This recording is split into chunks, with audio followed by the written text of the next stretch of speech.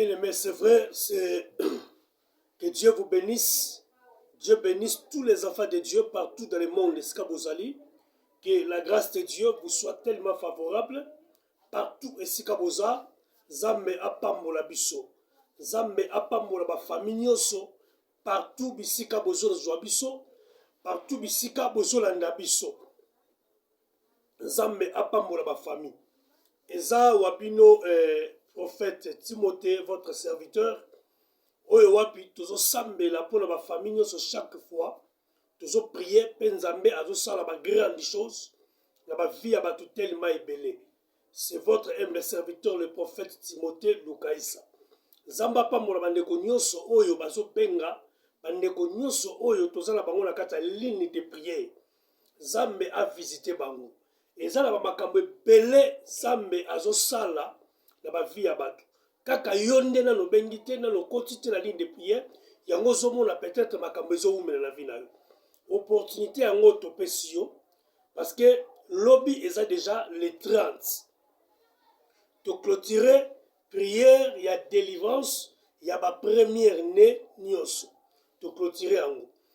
Awa suko lokola tozo banda journée ya lobby mardi. Lobby mardi, déjà parti à dimanche, batu baleki déjà qu'on s'enregistrer pour na ba prière ozo banda moi oyo. Moi oyo tozo banda prière nini. Moi oyo eza prière ya schéma. Eza schéma prophétique. Donc nous allons prier na ba kanyoso par rapport ya ba schéma. Okoloba schéma nini. Schéma eza formule oyo Nzambe apesi pour la délivrance, pour la solution, pour la problème nyonso oyo ezotungisa l'humanité. Donc c'est-à-dire Zamba pambola bandeko déjà bazo ko s'enregistrer, bandeko déjà bazo benga. Soki olingi ozwa biso directement lisusu. À part tozo leka la chaîne, il y a notre servante de Dieu, la sœur Rite la danoise. S'abonner à la chaîne wana et okozala chaque fois en ligne ya kolanda biso penzamba kozanga te kosala grâce. Et de deux, soki olobi olanda pe biso na chaîne na biso moko ezali MIPEF TV. S'abonner na MIPEF TV ne okolanda pe l'intégralité ya ba message nyonso tozolobela pe ba prière oyo ezosalama en ligne. Que Dieu vous bénisse. Mais ba numéro na biso tozopesa chaque fois pour na bapel ya bandeko bazo benga biso. Numéro tozana te numéro oyo tozopesa. Ba numéro wana yango ezo permettre partout dans le monde entier ba benga biso pe bokota na ligne de prière afin que on les kana séance. Il y a schéma prophétique pe osala délivrer. Osala guéri. Numéro ya liboso eza oyo. Otie code 00243. Otie 89 27 79 899. Wana eza numéro ya liboso. Numéro mibale ezali 00243. Otie 82 87 77 219. Wana obengi ozwi nga moko prophète na équipe mobimba oyo tozo sambela pour ba problème, tozo prier pour la famille ebele. Zambe apambola biso. Wana ezalaki moi introduction pour la koyeba ko mema biso nyonso to comprendre que to komi déjà na temps oyo to annonçaki service ya schéma prophétique. Na kata schéma prophétique et ezaloko tolobaka jamais errata. Donc quand au bengi biso au continue le schéma prophétique directement makambo yo changer. Zambe a visité, Zambe a sala, Zambe a kangola. Le nom de Jésus-Christ est là glorifié. Amen. Seigneur, te pèse merci pour Nzambe. To pamboli ba famille nyonso partout esika baza dans le monde entier. Oyo bazui opportunité à kolanda vidéo. Tika faveur pe ngolula yo et accompagner grâce le boko. Et ben na ko biki sape molimo mo santo. Azala permanent dans le nom de Jésus de Nazareth. que nous avons ainsi prié. Amen. Gloire à Dieu. Le Lord Tozolobela, Tozala Mukanlaya, 2 Rois chapitre 2, verset 1er jusqu'à 11e verset. Tozala 2 Rois chapitre 20, 2 Rois chapitre 20, verset 1er jusqu'à 11e verset. 2 Rois chapitre 20, verset 1er jusqu'à 11e verset. Na 2 Rois, bazobetela biso lisolo ya roi Ézéchias. Parce que la lobi tozolobela sur le schéma prophétique, le schéma de la délivrance. Bazolobela biso awa problème ya roi Ézéchias. Balobi roi Ézéchias azalaki un roi oyo abandaki kobanga Nzambe na kata royauté na ye. Parmi les rois d'Israël, Ézéchias azalaki pe parmi les rois oyo babandaki kosalela Nzambe. Azwaki pouvoir na ye atombolaki kombo ya Nzambe kati nango. La kati nango. Donc cela veut dire amonaki que sans Dieu rien ne peut se marcher. Et donc moko te ki kotambole pa nanga, il faut Nzambe. Et on remarquait tout le moment qu'Ézéchias abandaki ko adorer Nzambe na pouvoir na ye, Nzambe abandaki ko sepela na ye. Nzambe abandaki ko pesa ba victoire. Gloire au Seigneur. C'est de la même manière aussi nous avons annoncé de Komoko. Lokolo tosaka Nzambe. Dieu a copé sa victoire. Nzambe a opé sa miracle. Nzambe a osale lo bolam. Parce que nous avons honoré. Et dans le chapitre 2 Rois chapitre 20, baye koyebisa biso roi Ézéchias. Et comment qu'il la période du moko, roi Ézéchias a tombé malade. Et abelaki tellement makasi. Et malade abelaki, Bible lobi bien. Et mema ebadaki komema roi Ézéchias vers la fin de sa vie. Donc c'est-à-dire vers la mort. Et c'est là que roi Ézéchias a koufa. Parce qu'il abelaki sérieusement. Et nakata kobela wana, ezalaki malade ya Iser.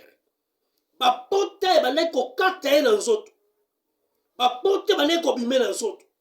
Ezalaki maladi moko ezalaki somo babengi yango na kombo ya Iser. Et à cette époque-là, le prophète était Esaïe.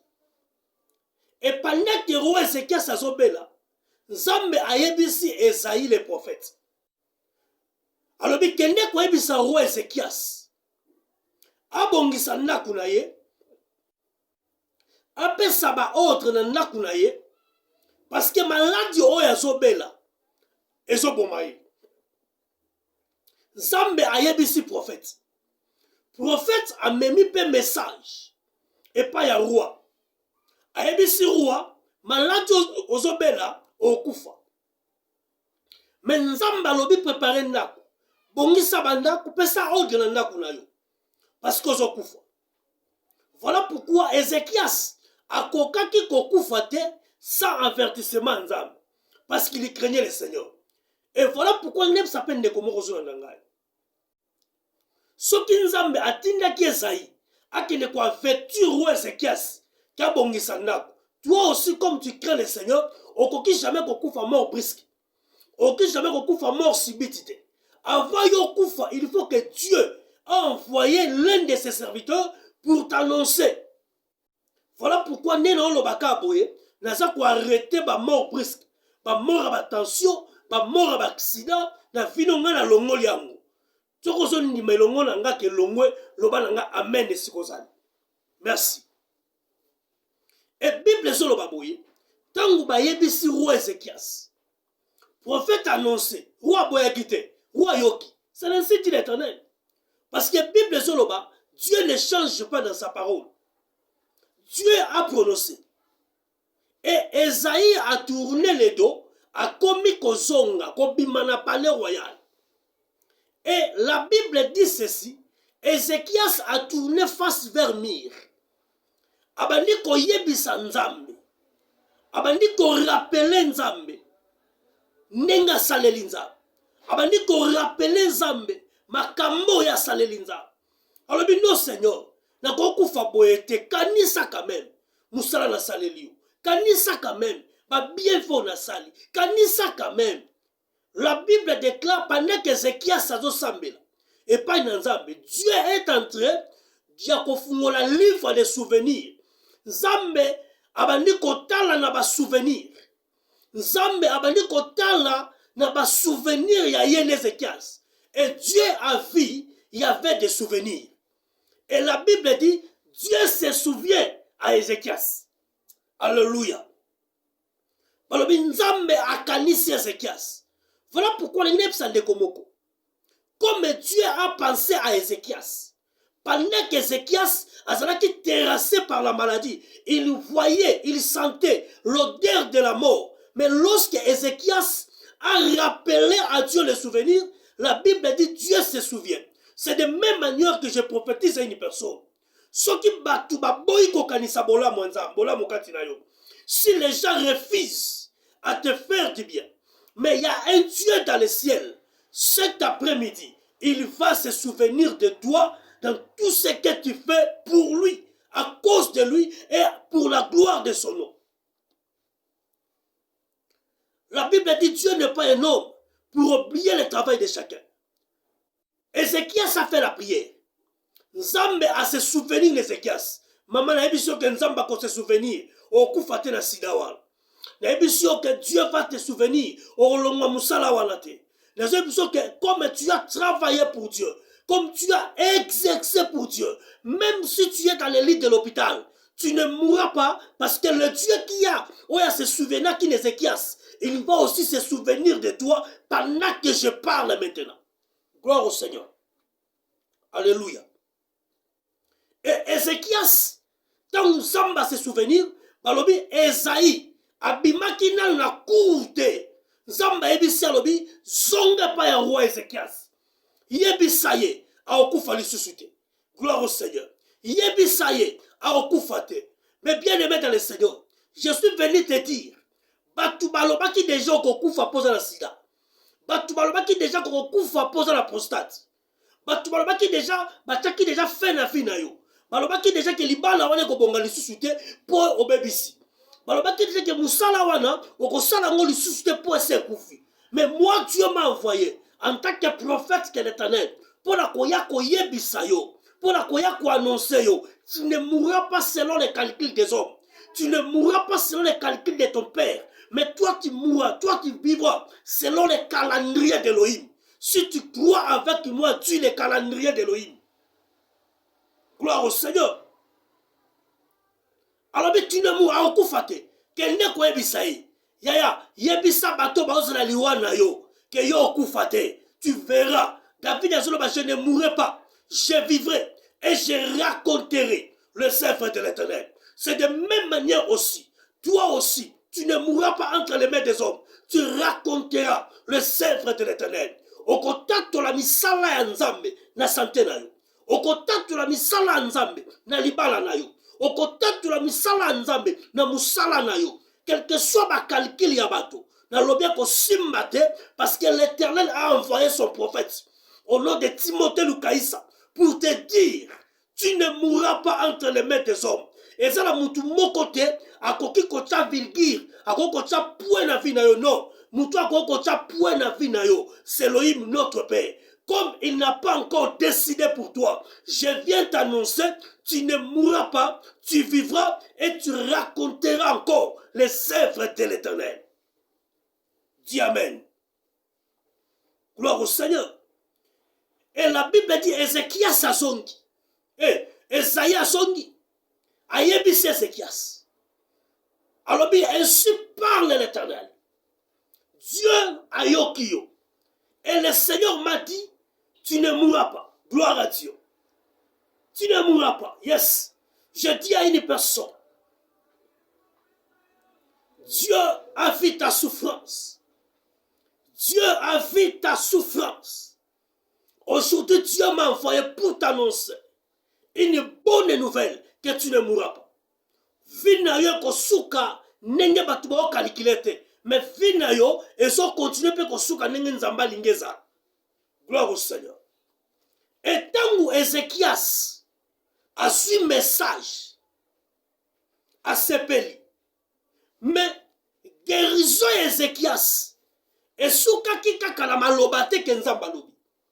Parce que dans ce qui concerne la guérison, la délivrance, il y a des schémas que Dieu révèle à son serviteur pour accomplir la guérison ou la délivrance.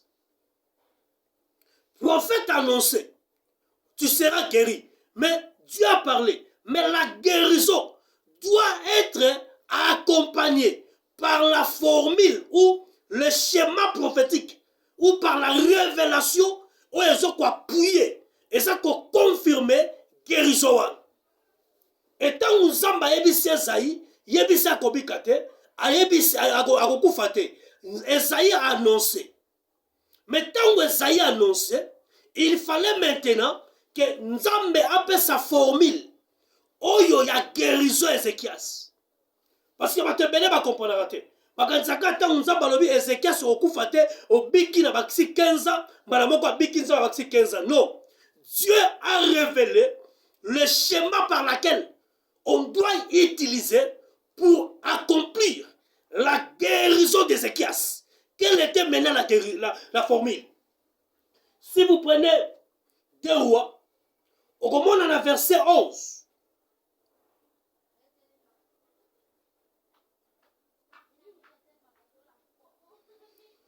Zambazo ebisa Ézéchias Esaïe boy.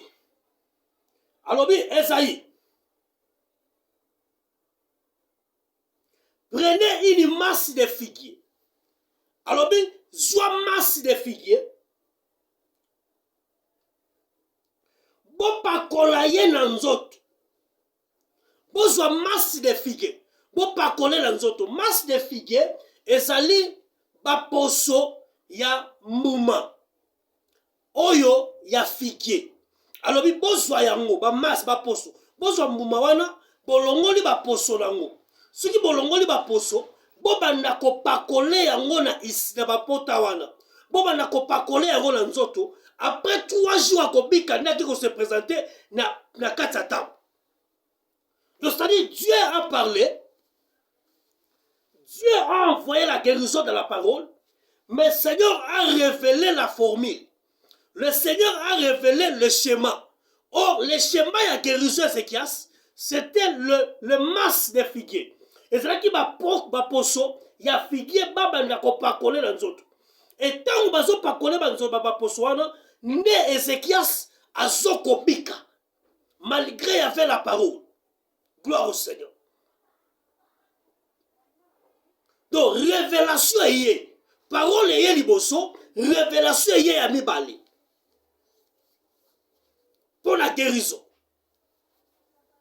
Zambalobi kende ko ebisa kobika, akufa lisusuté. Maloba est commis, parole est commis. Maintenant, la deuxième volet, Dieu a révélé maintenant le formule, le schéma ya guérison Ézéchias. Or, schéma ya guérison na ye, et ça qui ba masse de figuier wana, ba longo ba zoyango, ba banda ko pakole na nzoto. Et tant bazo pakole na nzoto, Bible lobi abiki le 3e jour à qu'on se présentait la table pour la quoi adorer. Lisons bien à 2 rois. 2 rois chapitre 20, verset 1er jusqu'à 11e verset. Au moment que Dieu a révélé. Ce qui nous a assuré dans Maloba.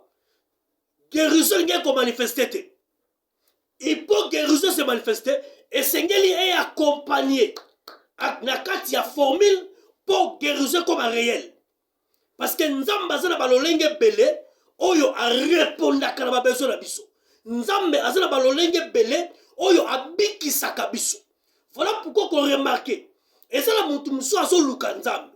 Oko bota e umeli. O tamboli na ba église. O keti na ba Nigeria. O yoki ba sango ya ba pasteur. O pasteur wazana nguya. O kenda. Paralysie wana esila akati. Prostate wana esila akati. Cancer wana esila akati. Libala wana esonga akati. Makambutu oyo lukela ka solution. O tamboli partout mais ensuite. Elingolo bateke bato bazo sambela basa mabe non. Elingolo bateke bato bazo sambela na yo wana basa na nzambete non. bazana nzambe. Mais le problème où esangi, esa formule, esa schéma pour posséder délivrance là. Prière sans schéma, prière sans formule, et reçoit la théorie. Est-ce que cela n'est malade? Neko cela n'est malade. Neko cela n'est siko. Yebake maladie na yo, zambe sa pesi formule. Solution na yo, zambe sa pesi formule. Ezekias Pabika, zamba ebisi esaï, utiliser ba masse de figuier. Okoloba, est-ce que ça ka masse de figuier? D'accord, on peut se deuxième exemple. Ce qu'on t'a dit dans 2 Rois, chapitre 2, verset 19 à 20. La 2 Rois, chapitre 2, verset 19 à 20. Parce que la Bible du solo à Jéricho. Bible Zoloba, Jéricho est là qui ville mort qui toque. Batu nyoso bane ko seple na Jéricho. Batu nyoso bane ko linga Jéricho. Ko lie zalaki. Ko late zalaki. Biloko nyoso zalaki na Jéricho. Banda kwa bien. Kimia pe zalaki. Mais na kati ya Jéricho, eloko e bande ko tungisa bango. Ma ezalaki mabe. Ma ezalaki malamu te. Et la kati ya Jéricho, ezalaki pe na ba fils du prophète. Ezalaki pe na ba prophète na Jéricho. Mais bazalaki incapable ya ko senisse mai pour peuple sepela. Elingo lo bateke nzamba yeba yibango te. Elingo lo bateke bazaki na nzambe te. Bazaki na nzambe, mais peuple azo souffrir. Bazo sambela maye bonga, mais maye zo bonga te. Révélation maye zo bonga te. Pourquoi? Parce que prière ezalaki nango. Peuple pas ezalaki wana. Mais schéma prophétique. C'est un principe de délivrance. Ezalaki te. Et Bible zolo baboui. Lorsqu'ils ont vu le prophète Élisée, celui qui marchait avec les doubles ponctions. Quand vous voyez, ce qu'on a dit dans 2 Rois chapitre 2 verset 19, on a dit dans chapitre 9 verset 1er, on a tant que Élisée, ville mobimba, bah y a pas Élisée. Bah le bien ah prophète, nengo yebo eto sepeli, nengo paraître eto sepeli, nengo zomona biso awa, mokeza nango malamu, mokeza malamu, biloko nyonso eza bien. Mais eloko ezoboma biso ezakaka mai nde eza mabe na moko oyo bato nyonso basambeli mpo na mai ezobonga te na banganga baya basala cérémonie ya mai ebongaka te. Mais ndenge tomoni yo peut-être yo nde okosala solution. Est-ce que tu comprends? Les gens basali recours et pas ya prophète parce que comprendre qu'un prophète ce n'est pas seulement un prophète qui prophétise. Mais un prophète, en réalité, c'est quelqu'un que Dieu révèle le schéma pour donner la solution à toutes les nations. Gloire à Dieu. Bah, qui n'est pas un prophète? Il y a un moment dans 2 Rois, dans 2 Chroniques, chapitre 20, verset 20. Bible dit, confiez-vous à Dieu, vous serez affermis. Mais avec mes prophètes, vous réussirez. Parce qu'un prophète, c'est quelqu'un qui a le schéma. Prophète, tu as un schéma, il n'est pas un prophète. Il faut ça dans le schéma. Parce que peuple à Jéricho, il n'y a pas Élisée. Il y a un nzambe. Il y a un prophète. Ville les habillés. Collier sali. Bandako sali. Bilanga sali. Mais Maya komela. Nesababe. Maya komela sababe. Et ça la mutu musoso mona zo tambola. Asa lokola ville à Jéricho. Azo li habillé. Azo la habillé. Mais li bumune ba police nga botakati. Ba kausa e michopo. Et ça, la moutou soso la nanga siko. Baso mona oloko la moutou. Mais na kacho za sidatique. Oso tambolo, oso la na mbetwa bien. Oso la na ndakwa kitoko. Mais ba mari de nuit. Ba bimela kayo chaque jour. Ba femme de nuit. Ba bimela kayo chaque jour. O luki délivrance à ba mari de nuit. O luki délivrance à ba femme de nuit. Ba sambele la yo. Mais rien ne marche. Oso loko la Jéricho. Au tamboli partout. Il fallait seulement que l'Isaïa pour place la solution. Oh, les véritables Élisée maintenant. Oh, Nzamba tindi pona yo, c'est le prophète Timothée. Oh, Yazé biso siko. Élisée est ici banga l'hôpital. Loko les a premier mai. Ce n'est pas dit que bateau basa balekinga na nguya. Tonga pela leki bango na nguya. Non, mais le problème est ça schéma, formule. Et Elisa koti na molimo, gloire à Dieu. Elisa zongi na présence. Ya nzambe. Nzambe a révélé Élysée. Pour mai oye bonga, zwa sanya mbele. Zwa na mungwa. Bokende na source, obwaka yango na kati, omona mai kobonga. Élysée ebisi bakali boye langa sanya mbele. Shema. Boye langa mungwa. Shema. Toke na source. Et tangu bake na source, na sanya mbele, na mungwa. Babwaki ya Elisa bwaki yango na kati ya mai, la Bible dit mai ebongi. Peuple a sepeli. Peuple a zui sengo. Et sengo zongi na kata Jericho. Parce que mai monani. Mai bongi. Yaya. Soki Elisa ya kite. Chemin nye koyate. Ozo souffrir pamba pozo yo kabatu. Ozo souffrir na kozanga kobota. Ozo na bana basaba mongol. Ozo na bana basa bisengi. Ndengo na yolo baboui. Ozo na bana ba bisengi. Mais bazo yebisa yo. Benga prophète. Benga bisu na ba numéro. Sheba ezali. Formule ya Kéruze ezali. Ozo douter. Ozo douter. O wana pa aventurier wana. Ya obongisa bano. Ngate mna obongisa. Mais Shema. Shema ezali. Et tangu mai ebongi. Peuple a vu solution. Peuple a vu kimia. Yaya. Même nengo zo na nanga sikoyo. Oza conscient que nengo za wana. Tu as besoin de schéma. Oza na posa guérison. Wana posa obota. Wana posa libala. Wana posa musala. Wana posa ba mari de nu balongwa na nzoto na yo. Ba femme de nu balongwa na nzoto na yo. Nengo za wana. O sentir ba mauvaise haleine, ba mauvaise odeur, o lumbaka ba solo. Makambo ebele na vie na yo marchete. Ya. Ko hésiter te. Ba numéro to pesi. Loba prophète. Nazana besoin semaine oyo. Moi oyo na kota na schéma. Na lingi malédiction oyo elongo na vie na ngai. Oyo kaka nzoto mikusa. Okomponate mikuse utaka wapi. Balatisa yo kazaka moko ya banzoi, ya ba ngungi ba swaka yo. Leko longwa parce que Shema ezali. Gloire au Seigneur. Problème à Shema. Et c'est là comment que ça terrible. Schéma prophétique. N'hésitez pas yaya. Benga biso parce que Shema ezali. Ozala ndekwaza liboma akoma pena fou. Fou ya ba montage te. Fou penza ya fou. Partout ainsi qu'on s'allie, benga. Même aux en Londres, aux en Australie, partout dans le monde. Benga. Schéma et Zali. Dieu va le guérir. Parce que le problème, il y a schéma. Dieu ne révèle pas n'importe qui. Dieu révèle le schéma à ce qui concerne une personne pense à la délivrer dans les cas. Et ça, on va prier. On va prier pour la Moutoupa Cécilie. Et ça, on va prier pour la combo na Yesu Bika Biki. Mais ça, on va service Moussous. Et c'est un schéma.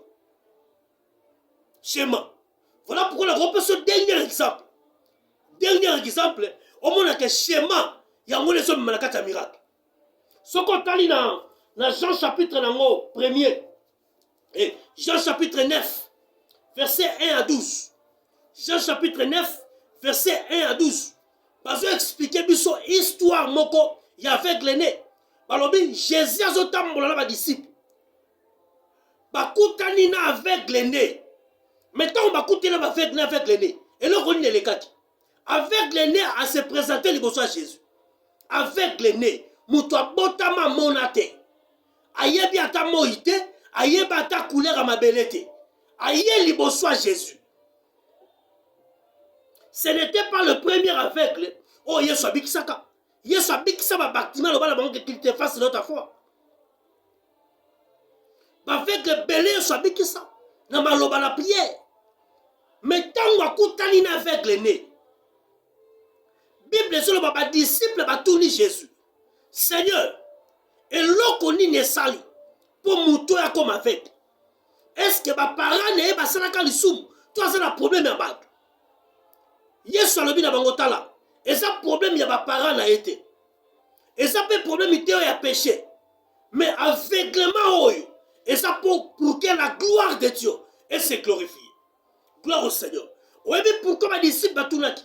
Parce que batu balingara ba ba cause. Lokolo zo botate o kenenge panganga nini? Olongola ki combien de scènes? Yango nde batu balinga koyeba. Lokolo zo na sida, mubali no neko bimana ye. Yango nde batu balinga koyeba. Bino bokufa mingi boy. Est-ce que koko na mina sa yango nde batu balinga koyeba. Mais Jésus-Christ n'avait pas besoin de ça. Ce qui est soit boya qui makambuana. L'engine s'appelle de komoko. Kolingate koyeba. Oh nengi na obo tate one na salinga boy. Sango mupanzi. Yo botanan. Kolingate koyeba nena obela boy. Nena bokelinga malade ambaso. Yo sango mupanzi yo bikanan. Yo bikanan makamustokola ndila ngwapi. Et tant avec le wana monani. Yes alobi c'est pour la gloire de Dieu. Na zem sande komo kosula nanga siko. Makamunyo se le kalafi na yo, c'est pour la gloire de Dieu. Nzamba nga glorifier kombo na ye. Na lebi na zem sande komo kosula nanga. Na kozanga kobota na yo. Na bana na ba bisenyo za na bango wana. Nzamba nga glorifier kombo na ye. Na katsa bana na yo. Na mobali na yo so bella. No pitalo bozali. Nzamba nga glorifier kombo na ye pour la situation wana. Ba benganyo na libala pozo bota te. Nzamba nga glorifier kombo na ye na kobota no wana. Un problème nyoso za na ngowana. Ba mari de nyo bazo tungisa yo. Ba femme de nyo bazo tungisa yo. Ba noto mabe nzambe alinga glorifier kombo na ye na problème wana. Si kotango avec la ye pour kombo ya nzambe se glorifier. Il fallait mona. Yesu ke koloba na ye kaka mona na kombo na ye. Mona au nom de Jésus. Mais Yesu avant nikimia, il faut consulter le Père. Parce que y a une dimension à schéma. Il faut consulter le Père. Parce que Yesu comprend que son alobika na simba yebo akomonate. Son alobika na sambe na akomonate. Le problème ya mutoyo est un schéma. Et la Bible dit Jésus a été révélé par le moyen de l'esprit. Père a révélé Jésus. Alors bien est là pour faire gloire mona comme mon aïeux s'est glorifié. Mon lit mon sang s'est glorifié qu'on semble la nuit. Zwa so inayo, boaka na mabeli. Sala yango potopoto. Zwa potopoto wana. Omona musala, omona musala. Pona ka avec la mona, omona musala. Ko zwa soi, ko boaka na mabeli, ko musala ngo potopoto. So batu ba lo bani. Mais mutongo ko musala ba potopoto nga sala ngo ni. Yesu asi potopoto wana. Apakolo na misu na ye. Na misu avec. Ba piscine ezala ki belé. Ba piscine bêtise, ba piscine belé. Mais recommandation avec le mawana, il y a schéma et c'est ici louis. Pour ça que dès que la piscine à Bethesda, chemin non raté. Il faut que n'y ait la siloé. Alors bien que n'y ait la siloé, mango sukola. Au monde. Tango akena poto wana ba simba ye. Ba kena ye na siloé. Ba sukoli miso. Directement, on va potopoto wane le moins mis avec la monnaie. On m'a dit schéma. Après qu'on sambe la kaka, après qu'on loba kaka, pas sans zambe. Mais c'est un qui schéma pour monsieur Mona. Et c'est un qui schéma pour monsieur Sam. Sans schéma, elle n'a monate. Ndeko zula nanga siko.